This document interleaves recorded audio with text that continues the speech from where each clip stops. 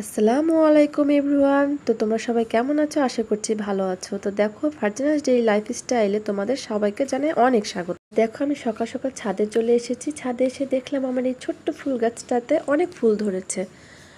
দেখতে কতটা সুন্দর লাগছে। আর একটু আগে কিন্তু বৃষ্টি হয়ে গেল, তাই পাতাগুলো দেখো কি সুন্দর ভিজে আছে, পাতাগুলো কতটা সতেজ হয়ে আছে। এই পরিবেশটা কিন্তু খুব সুন্দর লাগে। তো এই পরিবেশটা কার কার সুন্দর লাগে তা একটু আমাকে কমেন্টের মাধ্যমে তোমরা জানাবে।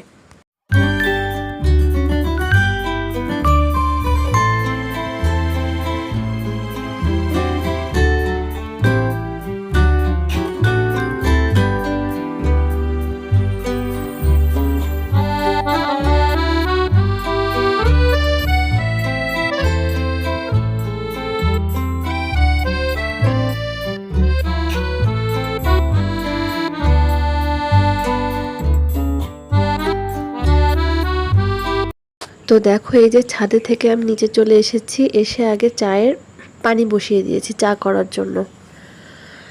সকালে নাস্তার জন্য চা তৈরি করছি। তো চাটা দেখো আমার ফুটেই গেছে। তো চাটা আমি এখন নামিয়ে নিব। তারপরে কিন্তু আমি একটু সুজি রান্না করব। তো সুজিটাকে আগে ভালো করে খুব না, মানে অল্প আছে ভালো করে একটু ভেজে নিচ্ছি। সুজিটা কিন্তু আমরা আমাদের জন্যই রান্না করছি। আর তোমরা একটু ইগনোর করবে, আমার একটু ঠান্ডা লেগে গেছে। তো এবার আমার সুজিটা কিন্তু ভাজা হয়ে গেছে। সুজিতে কিন্তু আমি পানি দিয়ে দিয়েছি, তোমাদেরকে দেখানো হয়নি। সুজিটা কিন্তু ফুটছে। তো দেখো, আমি সকালের নাস্তা সাজিয়ে নিয়েছি। দেখো, আজকে সকালের নাস্তায় আমি রেডি করে নিয়েছি রুটি, সুজি আর চা। সিম্পল নাস্তা।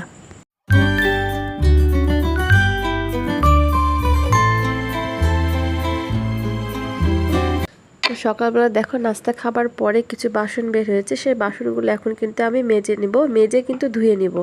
আমি কিন্তু আগে মেজে নিয়েছি, মাজাটা তোমাদের সাথে শেয়ার করলাম না, ধোয়াটা শুধু শেয়ার করলাম। আমার কিন্তু বাসন মাজতে ভালো লাগে না, বাসন ধুতে ভালো লাগে।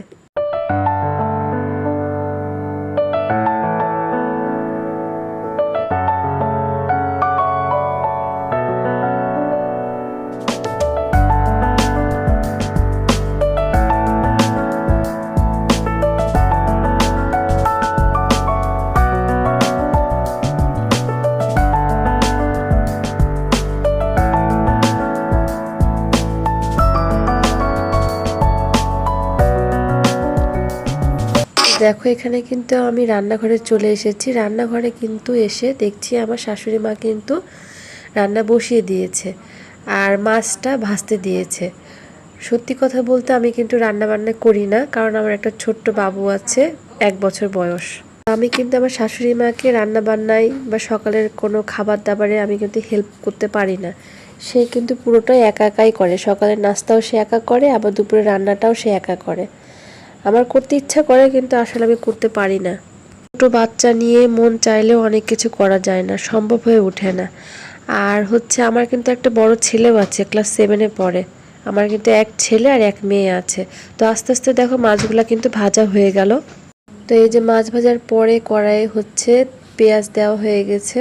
এবার মশলাও দিয়ে দিয়েছে। তো মশলাটাকে খুব সুন্দরভাবে কষিয়ে নিবে।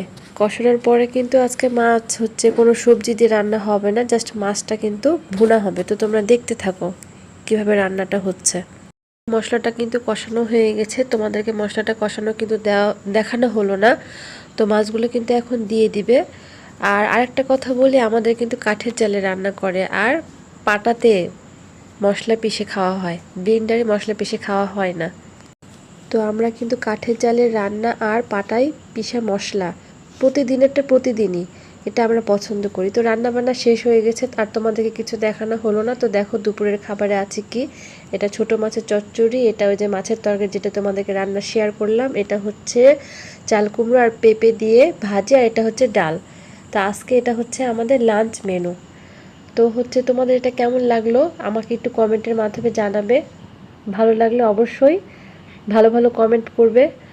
আর ভালো ভালো কমেন্ট করলে কিন্তু আমি ভিডিও করার আরও উৎসাহ পাবো।